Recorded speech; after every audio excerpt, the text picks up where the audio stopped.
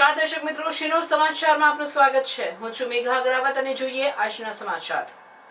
પાદરા તાલુકાના વિશ્રામપુરા ગામે વડોદરા જિલ્લા કોંગ્રેસ પ્રમુખ જસપાલસિંહ પઢારના હસ્તે ખેસ પહેરી 300 ઉપરાંત ભાજપના કાર્યકરો કોંગ્રેસમાં જોડાયા।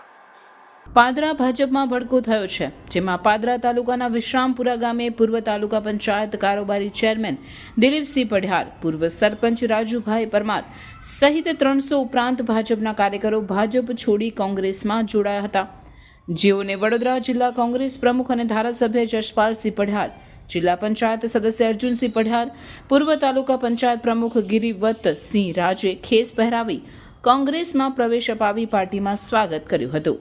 રિપોર્ટર સરફરાઝ દિવાન, શિનોર સમાચાર ન્યૂઝ, પાદરા।